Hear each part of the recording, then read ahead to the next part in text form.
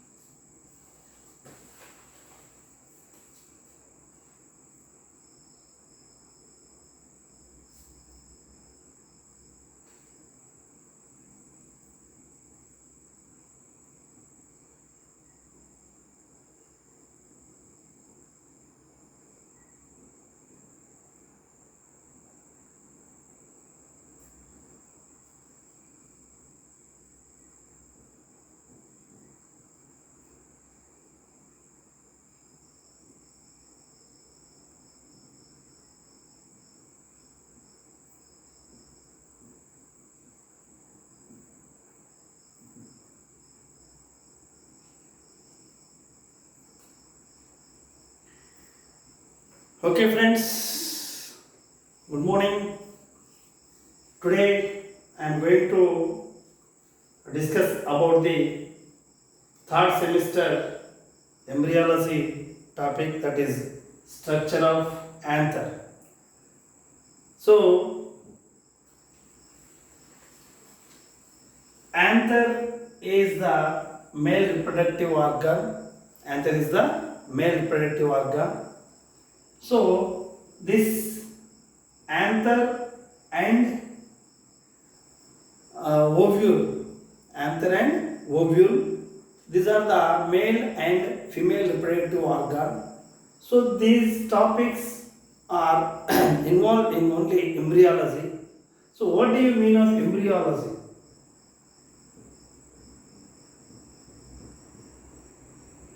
Embryology. So the study of embryo development,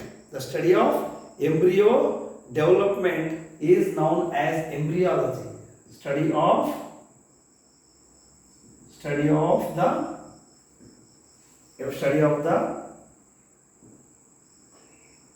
embryo's development is known as embryology. So Acharya Panchanan Maheshwari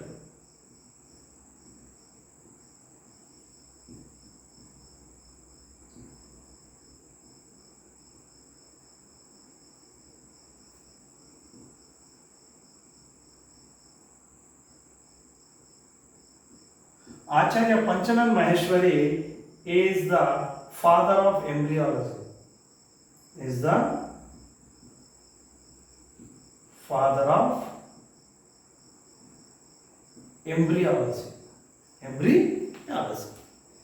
So this male reproductive organ in plants, the male reproductive organ is stamen. So the stamen has two parts. So stamen has two parts. What are they? First one is filament.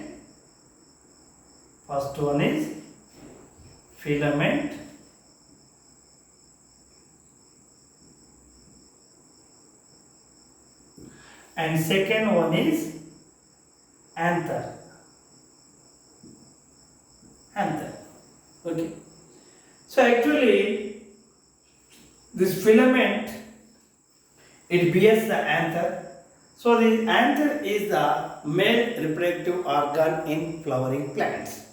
So here the stamen have the filament and anther. So the anther is present at the end of the filament. So this anther, actually, for example, it is a filament. So on this one, so anther is situated like this one. So this is the filament. So on the top of the filament, this is the top of the filament. So at the top of the filament, the anther is located. So this is the anther. So this anther is situated at the top of the filament. So if now today I am going to explain about the structure of anther. Structure of anther.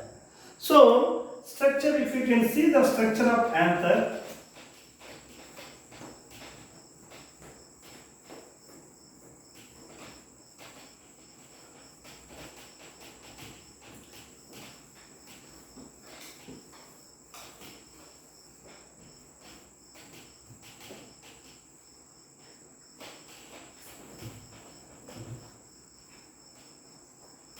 Actually, the structure of anther, it looks like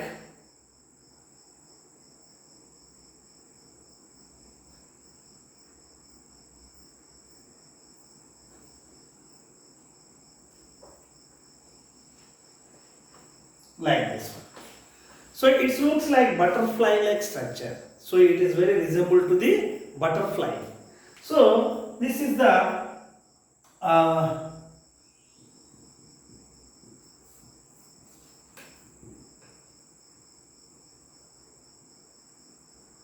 and so it has this is the dithecous anther structure. Dithecous anther structure.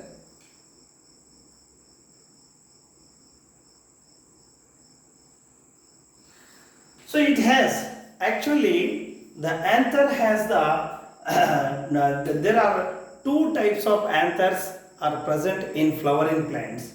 So one is dithecous anther and second one is monothecous anther. First one is dithecous. Dithecous anther and second one is monothecous. Monothecous anther. So this anther having the two lobes. If the anther which have the two lobes, that anther is called as a dithecous anther, and the anther which have the only one lobe, so that type of anthers are called as a monothecous anther. So here in the dithecous anther, the septal wall, this is the septal wall. So this septal wall, it is separating the anther into four lobes. So this is one lobe, this is one lobe, this is one lobe, this is another, and this is the fourth lobe. So this septal wall, it is separating the anther into four lobes. So this is this is 1, 2, 3 and 4. There are four lobes. So the septal wall, it forms between the four lobes and it can separate to each other. But in monothecous, so this type of anther is called as a dithecous anther. So this dithecous anther is mostly present in all flowering plants except Malvaceae family. But in Malvaceae family, the only one, the monothecous anthers are present. So these monothecous anthers are present in Malvaceae, but in this monothecous anther, only two lobes, the septal wall, it can separate the only two lobes. The two lobes are present in monothecous anther. So now, if you can see the structure of this anther, so this anther, it consisting four parts. What are they? Just now I told you. 1 minute. I am going to draw a figure.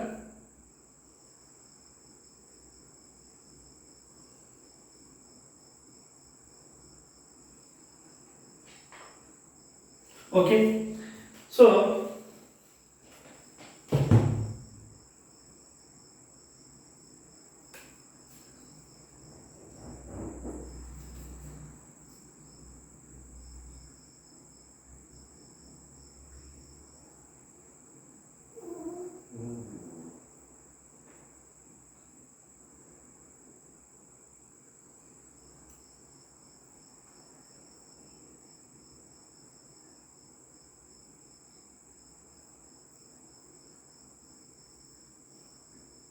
So this is the dithecous anther. So this is the connective. This tissue is the connective tissue. This is the connective tissue. This is the connective tissue. Okay, this is the connective tissue, and it has four parts. What are they? First one is the micro. So the anther, it is also known as a microsporangium. Microsporangium. So the microsporangium, it consists of four layers. What are they? First one is epidermis. The first one is epidermis. So this is the epidermis.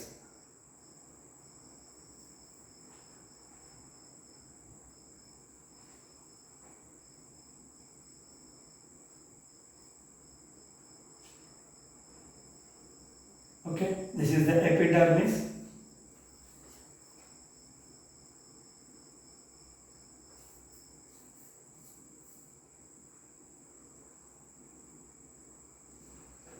Okay, so this is the epidermis.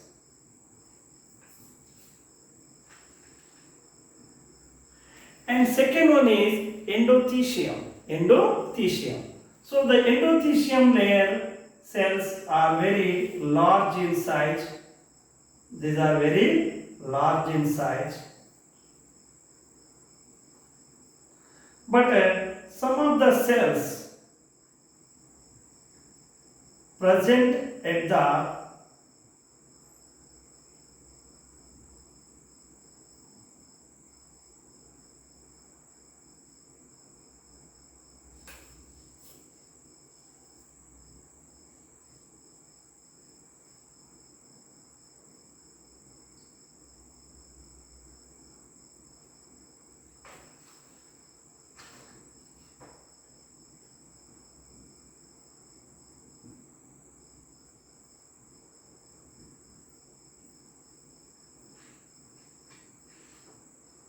so like this.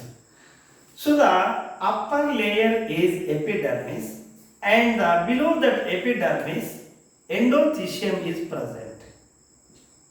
Endothecium is present. So below this endothecium, middle layers.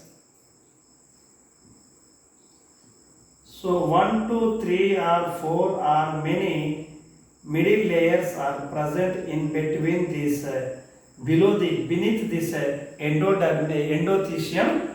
Nearly 2 to 3 layer middle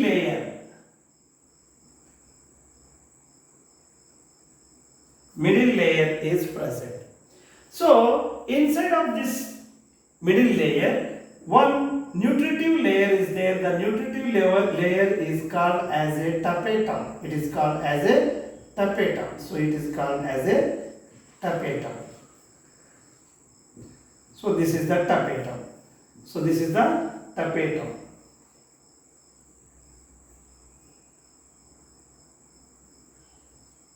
Tapetum. Okay. And inside of this tapetum, what is that? Microsporogenous tissue or microgenous tissue.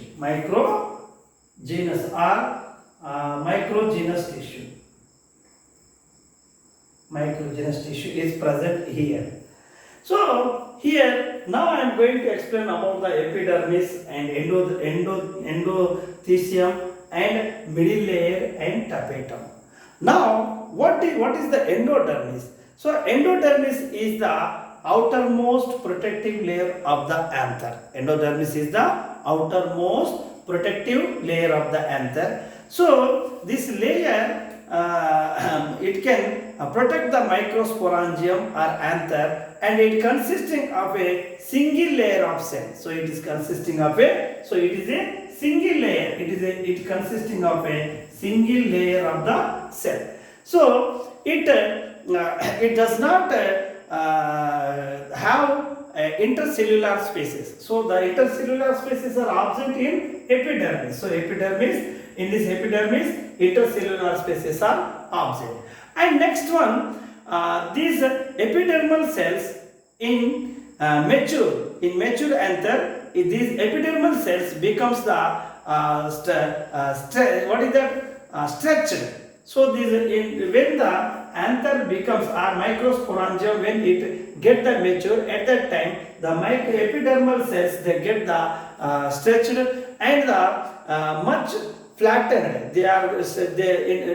When the anther becomes the mature, at that time the epidermal cells they will become very stretched and they will be these cells becomes flattened also. So some of the epidermal cells are larger in size and it is called as a stomium cells. So here just now I told you, so these are the stomium cells. These are the some of the epidermal cells. Some of the epidermal cells they are very large in size. They are very large in size and they are called as a stomium cells. They are called as a stomium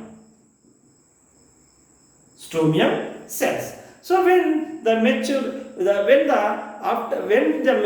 anther or microsporangium get the mature, at that time these stomium cells they will destroy and automatically by the degenerate of this stomium cells, the anther that can dehiscence at there only, that can live the dehiscence here at the stomium cells. So the stomium cells in the epidermal layer they will be degrade automatically. When they will get the degenerate, automatically the anthers they will comes outside from the stomium layer. So next one is endothecium. The endothecium is formed by a single layer of the cells below the epidermis. So this is endothecium. It is also formed by a single layer of the cell and it is constructed, it is situated beneath the epidermis and it is also a single layered layer and these cells are large in size. These endothecium cells are very large in size and do not have the these cells are they don't have the intercellular space. So these cells are made up of cellulose or alpha cellulose. So these endothecium cells are made up of the cellulose or alpha cellulose. And next one, beneath this endothecium, what is present? Middle layers is present. Middle layer is present. So this middle layer found below the endothecium, this layer, this layer is made up of 2 to 3 layers of the cells. It is made up of the 2 to 3 layers of the cell. So and it stores the starch only. It stores only starch. It stores the starch only and it stores the this middle layer cells and the endothecium cells. They would like to store the starch.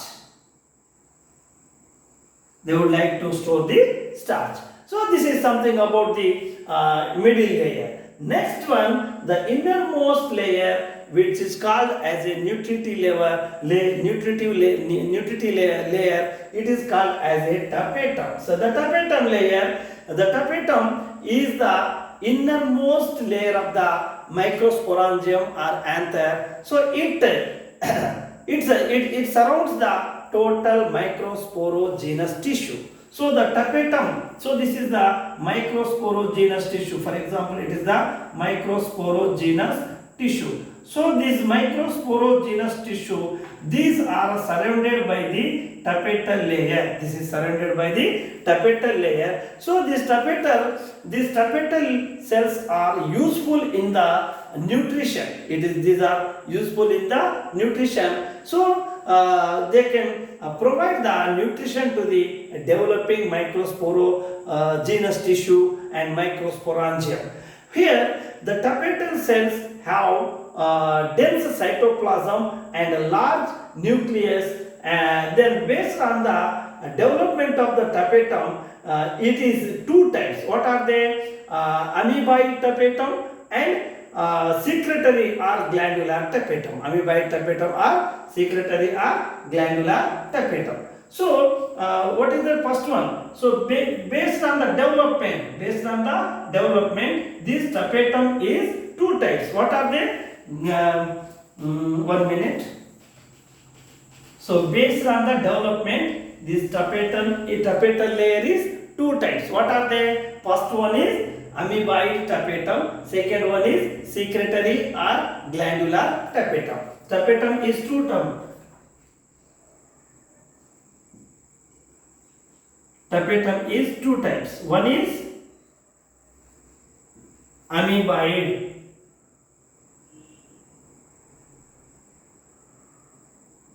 Amoeboid tapetum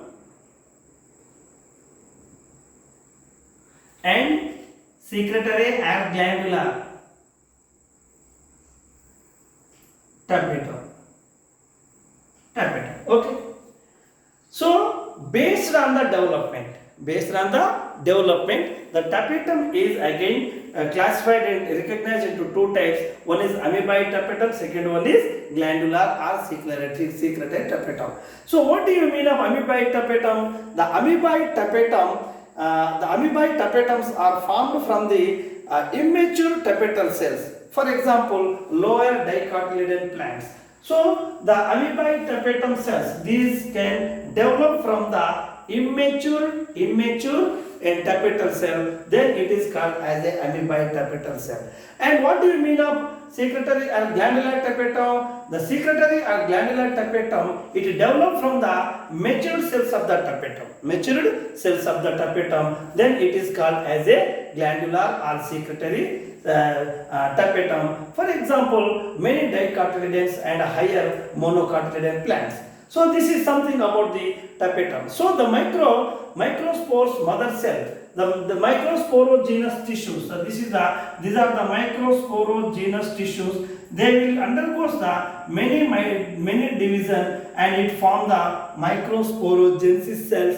Then finally, this microsporogenesis cell again they divide and they form the microspore mother cells. This microspore mother cell, they undergoes the meiosis division, meiosis 1 and meiosis 2, and they will form each one microspore mother cell that gives the 4 haploid microspores. So these microspores are also called as a pollen grain. So in this condition, each one, when at that time, so when the microspores, when the meiosis division takes place at that time, this tapetal layer, they automatically, if this tapetal layer, it can degenerate, and also the middle layer, it is also degenerated, and finally the endothecium is also degenerated. So finally, this total cavity of the Microsporangium or anther, it is occupied by the microspore mother cells. So these microspore mother cells, after the meiosis division, each one microspore mother cell that gives rise 4 haploid microspores. So these haploid microspores are tetrads of the microspores. They are arranged in a different manner, that may be arranged in T-shape or decussate shape or a linear shape, whatever may be. So these are arranged in different shapes. These 4 tetrads are 4 pollen grains of the, and when these pollen grains get the mature, automatically the stomium cells of the epidermis, they will degenerate or they will destroy. Automatically the microspores they will comes outside, or they will disperse from the stomium where the stomium is damaged. So from that, this is something about the microsporangium structure. So actually the outer layer consists the outer layer of each one pollen grain, it consists of the 2 layers. The inner one is called as a intine, and outer one called as a exine. So this exine, it is surrounded with the sporopollenin layer. So it is this is something about the what is that microsporangium structure. Then tomorrow we will discuss about the microsporogenesis in the next class. Thank you for this class. Thank you very much. Thank you.